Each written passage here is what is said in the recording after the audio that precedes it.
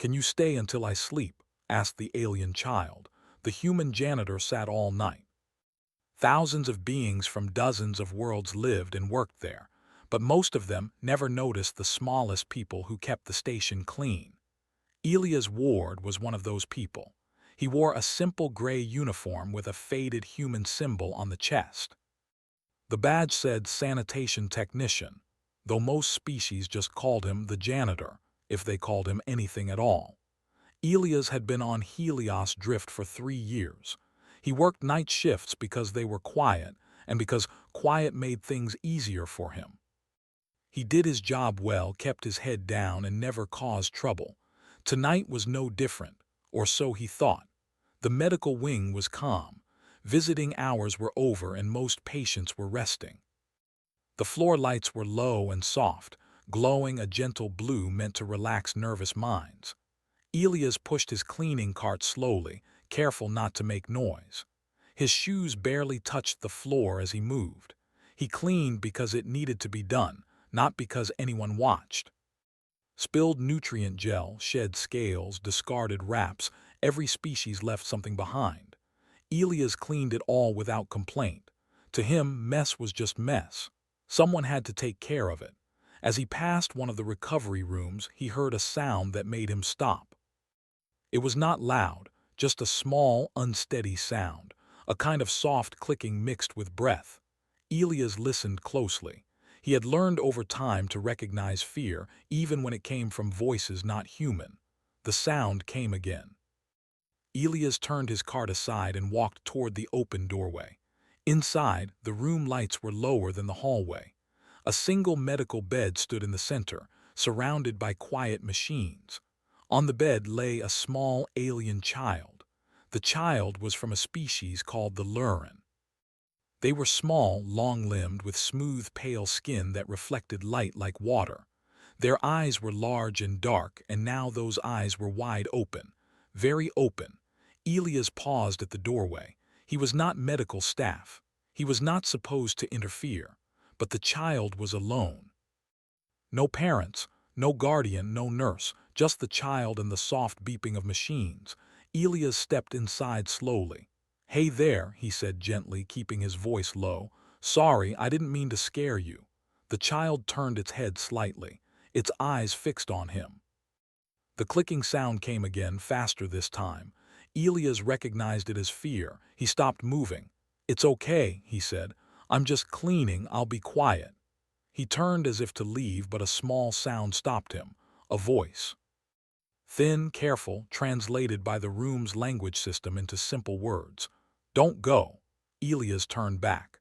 The child's hand, small, with too many fingers, clutched the edge of the blanket. Its breathing was uneven. Elias felt something tighten in his chest. "I'm not supposed to stay," he said honestly, "but I can stand here for a moment." The child shook its head slowly. "Can you stay until I sleep?" the child asked. The question was simple.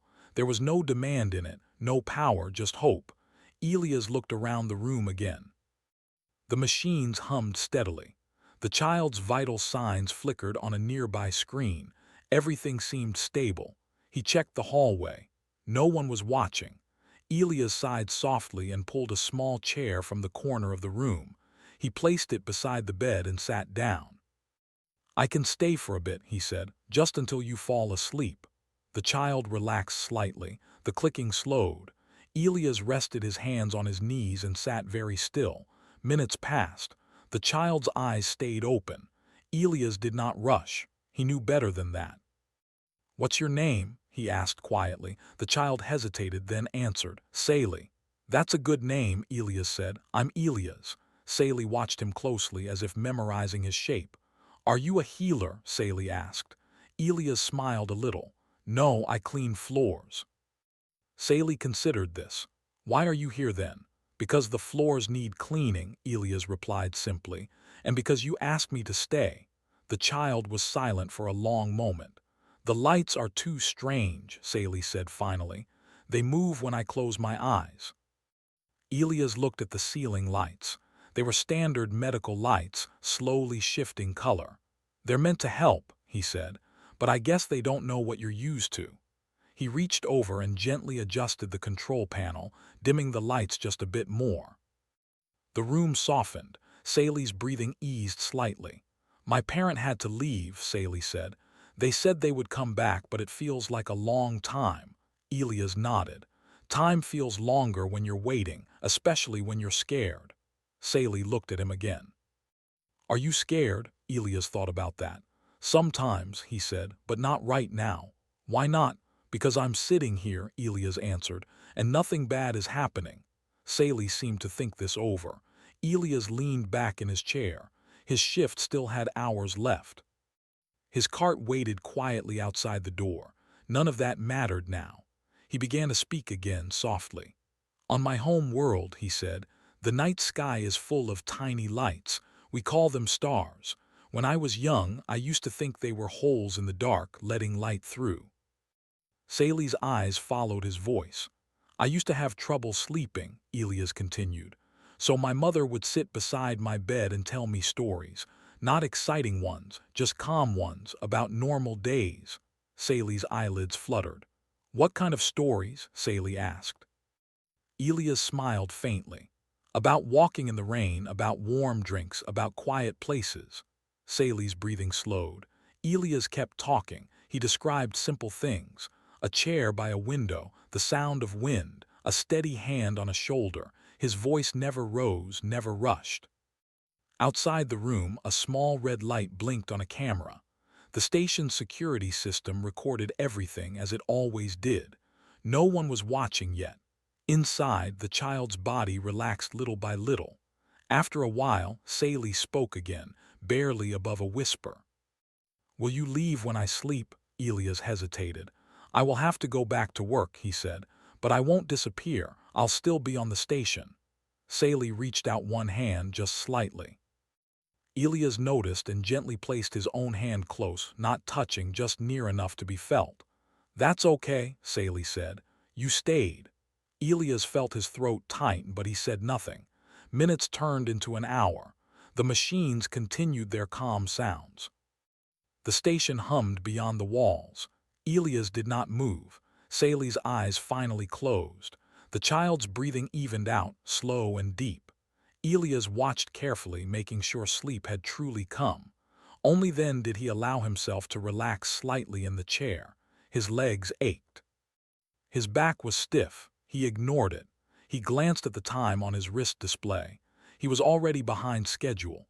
Still, he stayed, because sometimes staying was more important than cleaning.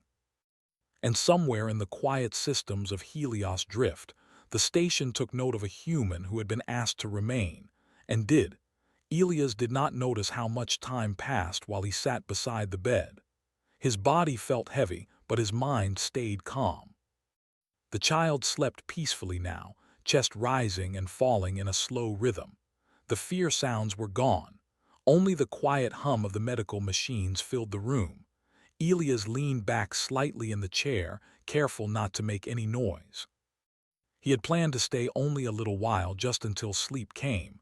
But once Sally slept, Elias found he could not bring himself to stand up and leave.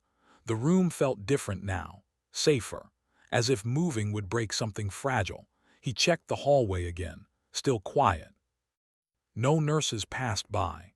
The medical wing at night was always like this, calm on the surface, holding many silent stories inside. Elias rested his hands together and closed his eyes for just a second. He did not sleep. He listened. The station had a sound of its own. Soft vibrations through the floor, air systems breathing through vents. Elias had learned these sounds over years of night work. To him, they meant everything was working as it should. A sudden small movement made him open his eyes again. Sally shifted slightly, one hand tightening on the blanket. The breathing stayed slow, but the face showed a hint of worry even in sleep. Elias leaned forward without thinking and spoke softly. "It's okay," he whispered. "You're safe." The child did not wake, but the hand relaxed. Elias stayed exactly where he was. Outside the room, far down the hallway, a nurse stopped in front of a monitor wall. Her species was tall and narrow, with pale silver skin and eyes that glowed faintly in low light. She was reviewing patient readings, moving from screen to screen. One display caught her attention. The readings from Sally's room were better than expected, heart rhythm smoother, stress levels lower than before. She frowned slightly and tapped the screen to bring up more data. There was nothing unusual in the medicine logs. No new treatment, no extra sedatives. She opened the camera feed. Her eyes widened.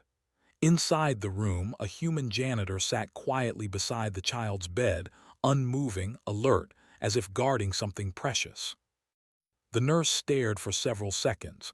"That's odd," she murmured. "Humans worked on the station, yes, but rarely inside patient rooms and never like this." He was not cleaning.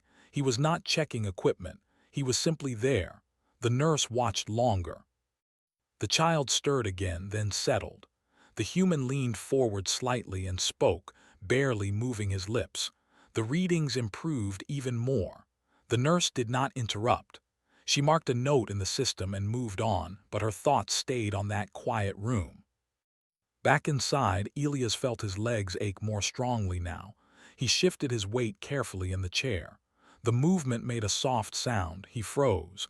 Sally did not wake. Elias released a slow breath. He thought about leaving again. His cart still waited. His work list was long. There were floors that would not clean themselves. But the thought of walking away while the child slept felt wrong. Not dangerous, just wrong, so he stayed. Time passed in slow pieces. At one point, voices echoed faintly through the hallway, doctors speaking quietly in another room. The sounds made Sally's ears twitch. Elias reacted instantly, leaning closer. "It's all right," he whispered again. "Just people talking." The child shifted, eyes opening just a little. "You're still here," Sally said, voice thick with sleep. "I am," Elias replied. Sally blinked slowly. "You didn't leave." "No," Elias said. "I said I'd stay." Sally's eyes closed again almost immediately. Elias sat back. He felt something warm settle in his chest. Not pride, not happiness exactly, something quieter, purpose. Another hour passed. More monitors across the medical wing showed similar small changes. Other patients near Sally's room were calmer than before. Less movement. Fewer distress signals. Medical staff noticed. They did not yet understand. At one point, a different nurse approached Sally's room, tablet in hand. She paused at the doorway when she saw Elias. She cleared her throat softly. Elias looked up at once and stood quickly, wincing as his stiff legs protested. "I'm sorry," he said at once. "I didn't mean to interfere. The child asked me to stay. I can leave if—" The nurse raised a hand gently. "You are not causing harm," she said after checking the child's readings. "In fact, this is helping." Elias blinked. "It is." "Yes," the nurse said slowly. "The patient is calmer than before, much calmer." Elias looked down at Sally, then back at the nurse. "I was just sitting." The nurse studied him with open curiosity. "Sometimes that is more than enough." She glanced at the hallway. "You may remain for now." Elias nodded. "Thank you." He sat back down carefully. The nurse left, casting one last look at the human before moving on. Elias shook his head slightly. He had not expected that. He looked at Sally again. The child slept deeply now, small body relaxed, no signs of fear. Elias felt his eyes grow heavy. He fought the urge to close them. He had learned long ago how to stay awake when needed. Long bus rides, long hospital nights back home, long times waiting when someone else needed him. This was not new. Another alarm sounded somewhere distant on the station, louder this time. Emergency tones echoed faintly through the medical wing. Sally stirred sharply, breathing speeding up. Elias reacted without thinking. He stood and moved closer to the bed, placing a hand gently on the side rail. "It's okay," he said firmly but softly. "That's not for you. You're safe here." Sally's eyes opened wide for a moment, panic flashing across the dark surface. Then the child saw Elias. The panic faded. Sally reached out and wrapped small fingers around the edge of Elias' sleeve. Elias did not pull away. The alarm ended quickly. The station returned to its normal hum. Saley exhaled slowly. The loud sound felt angry, the child said. I know, Elias replied. Some sounds do that. You don't feel angry, Saley said. No, Elias said. I don't. Saley nodded, satisfied, and drifted back into sleep, still holding the fabric of Elias' sleeve. Elias stayed standing this time, afraid to move and break the contact. His arm began to ache, but he ignored it. Across the station, more eyes watched quietly through screens. Humans had always been considered physically fragile compared to many species, short-lived, soft-skinned, easy to overlook, but what the station staff were seeing now did not fit that idea. The human stood there, unmoving, supporting another being without complaint, without command, without expectation. Hours later, the lights of the medical wing slowly shifted toward morning mode. Artificial dawn spread gently through the corridors. Elias realized he had been there all night. His shift should have ended. Still, he stayed, because Saley slept, because someone had asked him to. And because, for a human, staying was sometimes the most natural thing in the universe. Morning light on Helios Drift was not real sunlight, but it felt close enough. The ceiling panels shifted into warm colors, slow and gentle, meant to wake bodies without shock. The medical wing stirred quietly. Machines adjusted their rhythms. Doors slid open and closed as staff began their rounds. Elias was still there. He stood beside the bed, his arms stiff from staying in one position for too long. Saley's small hand still held the fabric of his sleeve. The child slept deeply, face calm, breathing smooth and even. Elias looked down at the hand and smiled faintly. He had not moved for a long time. His legs trembled slightly when he shifted his weight, but he kept his movements slow and careful. A nurse entered the room softly. She noticed Elias at once and paused, surprised. You stayed all night, she said quietly. Elias nodded. They kept sleeping. I didn't want to wake them. The nurse checked the monitors and blinked. Their recovery is ahead of schedule. That's good, Elias said simply. She studied him for a moment, then Saley, then the sleeve still held tight. You may sit, she said. I can watch now. Elias hesitated. They might wake. The nurse considered this, then nodded. Then stay. I will work around you. She moved carefully, adjusting instruments without disturbing the child. Elias lowered himself slowly back into the chair, muscles aching. He did not mind the pain. It was proof that he had stayed awake, that he had been there when needed. As the nurse finished, Saley stirred again. The child's eyes opened slowly, unfocused at first. Elias leaned forward. Good morning, he said softly. Saley blinked, then looked at him properly. You stayed, Saley said. Yes, Elias replied. I said I would. Saley released his sleeve at last and rested back against the pillow. The lights are softer now. They change with the time, Elias explained. It's morning. Saley made a thoughtful sound. Morning feels less scary, Elias nodded. It usually does. The nurse smiled quietly and stepped out of the room, leaving them alone again. Saley watched Elias closely. Did you sleep? No, Elias said. Why not? Because you asked me to stay until you slept, Elias answered. And then you were sleeping, Saley tilted their head. That sounds tiring, Elias smiled. It is, but that's okay. Saley seemed to think deeply about this. My people take turns watching, the child said, so no one gets too tired. That's a good idea, Elias said. Why didn't you take a turn? Saley asked. Elias chuckled softly. There wasn't anyone else. Saley frowned slightly. Then you watched alone. Yes. Saley's eyes widened just a little.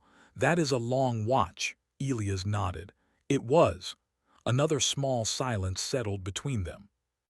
It was not uncomfortable. Outside the room, things were changing. Doctors gathered near the central console, reviewing data from the night. Screens showed calm readings across several rooms. Not perfect, but better than expected. One doctor pointed to Saley's chart. This improvement started after midnight, she said. No medication change. Another doctor brought up the camera feed again. It lines up with the human's presence. There was a quiet pause. A janitor, someone said. A human, another corrected. They watched the footage in silence as Elias sat through the night, moving only when the child stirred, speaking softly, staying alert. One doctor folded his arms. Humans are known for endurance. Yes, the nurse from earlier replied, but this is not physical endurance. This is something else. Back in the room, Saley shifted carefully, sitting up a little. My parent will come later, Saley said. They had to rest. They will be glad to see you feeling better, Elias said. Saley looked down at their hands. I wasn't scared when you were here. Elias felt a gentle pressure in his chest again. I'm glad, he said. Saley looked up. Will you go now? Elias glanced at the time display on the wall. His shift had ended hours ago. His replacement would have already cleaned the rest of the wing. I should, he said honestly. But I can stay a little longer if you want. Saley shook their head. I can stay awake now. Elias smiled. That's good. He stood slowly, stretching his stiff legs. Saley watched him carefully as if memorizing every movement. Thank you, Saley said. You're welcome, Elias replied. He turned to leave, then paused. If you need me again, he said. I work nights. Saley nodded. I will remember. Elias left the room quietly. He did not know that cameras followed him as he walked down the hallway. He did not know that staff paused to watch him pass, whispering softly. He only felt very tired and strangely light. As Elias reached the sanitation locker room, he leaned against the wall for a moment, letting his legs rest. He closed his eyes and breathed. He thought about home, about long nights, about how normal this all felt to him. He did not feel like he had done anything special. Later that day, Saley's parent arrived. They rushed into the room, fear clear on their face, then froze when they saw their child sitting up, calm and alert.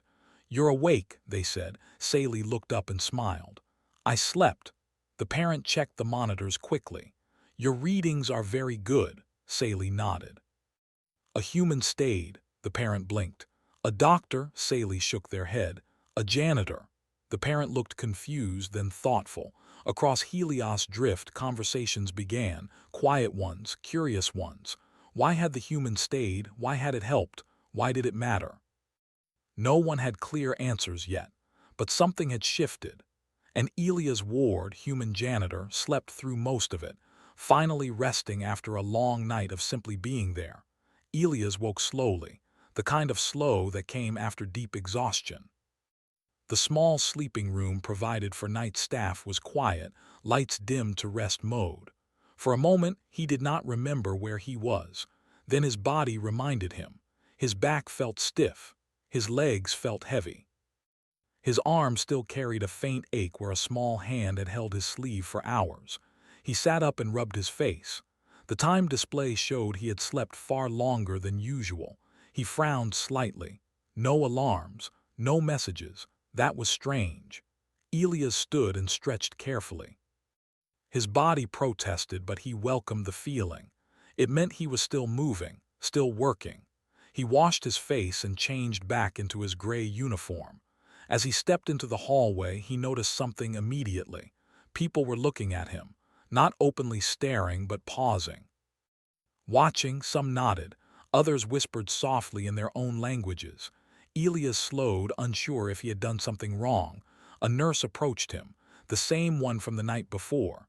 Elias Ward, she said. Yes, he replied, standing straight. You are requested in the medical council room, she said. Elias' heart sank slightly. Did I break a rule? The nurse shook her head.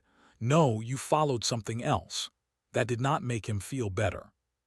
He followed her down the corridor, past rooms filled with quiet patients and moving staff. The council room doors slid open. Inside were several doctors, administrators, and species Elias did not recognize by name. Screens lined the walls. One large screen showed a paused image. It was him, sitting beside Saley's bed. Elias stopped walking. You recorded me, he said quietly. Yes, one of the administrators replied, as we record all areas. Elias lowered his eyes. I didn't mean to cause trouble. You didn't, another voice said. You caused a question. They gestured for him to sit. Elias did. A doctor spoke first. We have reviewed patient recovery data from the last cycle. There was a clear improvement in several patients near room 7. Elias nodded slowly. I was in room 7. Yes, the doctor said, with the child. I was just sitting, Elias said again, talking a little. That is the part we do not understand, the administrator said. Your presence alone altered outcomes. Elias frowned. I didn't do anything. The room was silent for a moment. That, the nurse said gently, is exactly what you did. They played the recording. Elias watched himself on screen. He shifted uncomfortably as hours passed in fast motion. He saw himself lean forward, speak softly, remain awake while everything else stayed still. It felt strange seeing it this way, like watching another person. One of the council members spoke. Most species provide care through structure, rotations, schedules. We protect ourselves from exhaustion. Elias nodded. That makes sense. But humans, the member continued, do something different. You stay. Elias did not know how to answer that. We interviewed the child's parent, another said. They confirmed that their species does not do this. Not alone, not without shared duty. Elias thought of Sally's question. Why didn't you take a turn? He swallowed. I wasn't thinking about it, he said honestly. The child was scared. The room grew quiet again. Do all humans behave this way? Someone asked. Elias hesitated. Not all, but many.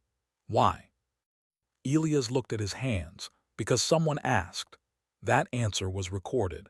After the meeting, Elias was dismissed without punishment, without praise either, just questions left hanging in the air. As he returned to his duties, changes followed him. In the medical wing, nurses began requesting humans to sit with certain patients, not to treat, not to heal, just to stay. At first, the requests were rare, then they increased. Humans were confused, some were uncomfortable, others understood immediately. Elias found himself sitting beside beds more often, holding hands, listening, talking softly about Earth things that made no sense to alien ears but still brought calm. He never refused. The station administration took notice. A new guideline appeared quietly in the system. Human presence optional support. No announcement, no ceremony, just a quiet shift. One afternoon, Elias returned to room 7. Sally was awake, sitting up, reading from a light screen. When the child saw him, their face brightened. You came back, Sally said. I work here, Elias replied with a small smile. Sally set the screen aside. The room doesn't feel as strange anymore. That's good, Elias said. My parent says humans are different, Sally said thoughtfully. Elias raised an eyebrow. Different how? They said humans stay even when it costs them. Elias sat in the familiar chair. Sometimes. Why? Sally asked again. Elias thought for a long time. Because leaving feels worse, he said finally. Sally nodded as if this made perfect sense.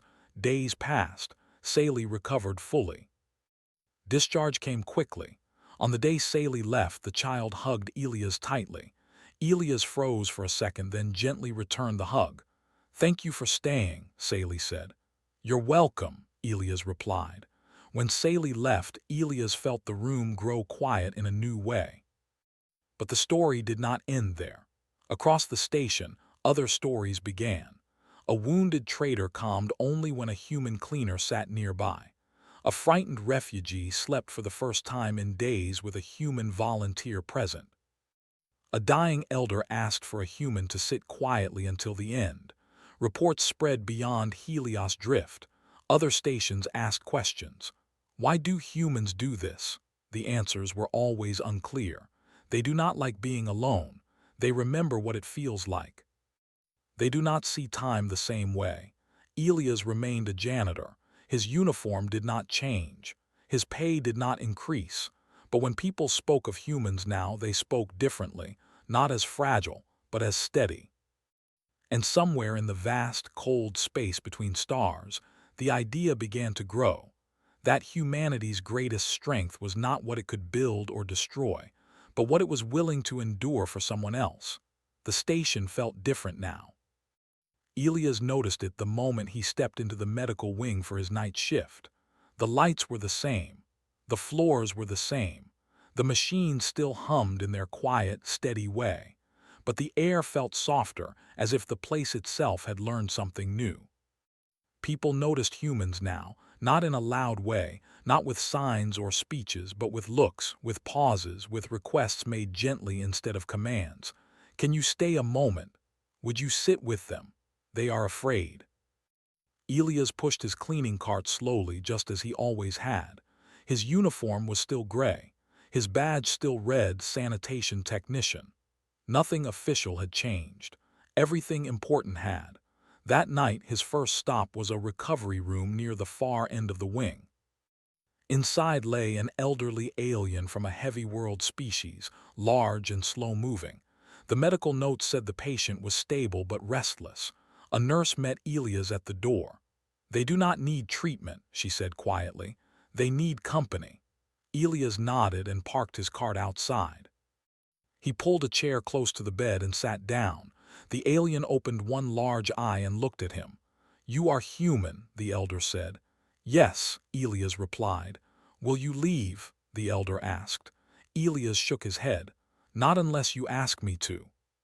The elder closed their eye again, breathing slowly. Elias stayed. Hours passed like that. Elias did not speak much. He did not need to. His presence was enough. When the elder shifted or made a restless sound, Elias spoke a few calm words, nothing special. Just steady sounds meant to remind someone they were not alone.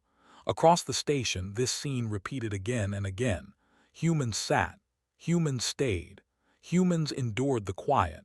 Reports spread beyond Helios Drift. Other stations sent observers. They watched humans sit through long shifts without complaint. They measured heart rates, stress signals, recovery times. The numbers spoke clearly.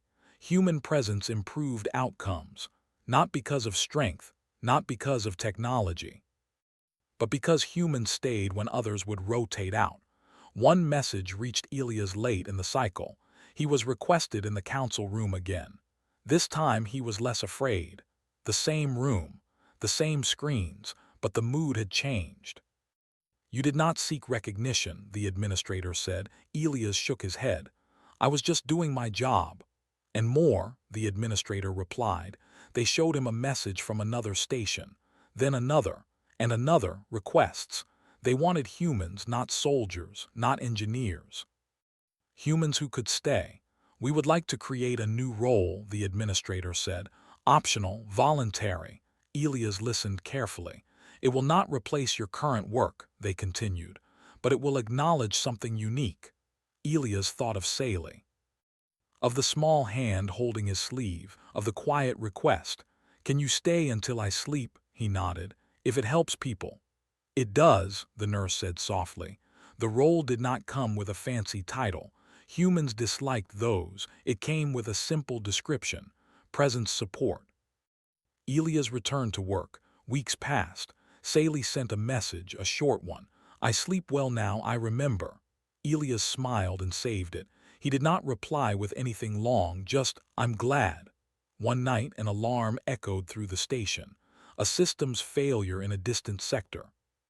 Not dangerous, but loud. In the medical wing, several patients stirred in fear. Humans moved without being told. They took chairs. They sat. They stayed. The fear passed more quickly than expected. Later, in the quiet that followed, one of the station leaders stood by a window, watching Earth drift across the stars on a display screen. "Why do they do it?" the leader asked quietly. The nurse beside them answered after a long pause. "Because they know what it feels like to be small, to be afraid, to ask someone to stay." Far from Helios Drift, the idea spread. Humans were invited to refugee centers, to long-term care stations, to places where time felt heavy and loneliness dangerous. They did not bring weapons, they brought chairs. Elias remained where he was. He cleaned floors, he sat by beds, he stayed through nights that felt endless, and every so often a frightened voice would ask a simple question. Will you stay? And Elias, like so many humans before and after him, would answer the same way.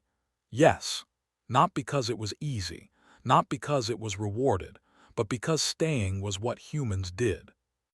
And in a galaxy full of noise, speed, and constant motion, humanity became known for one quiet, powerful truth. When someone needed them, humans stayed until morning.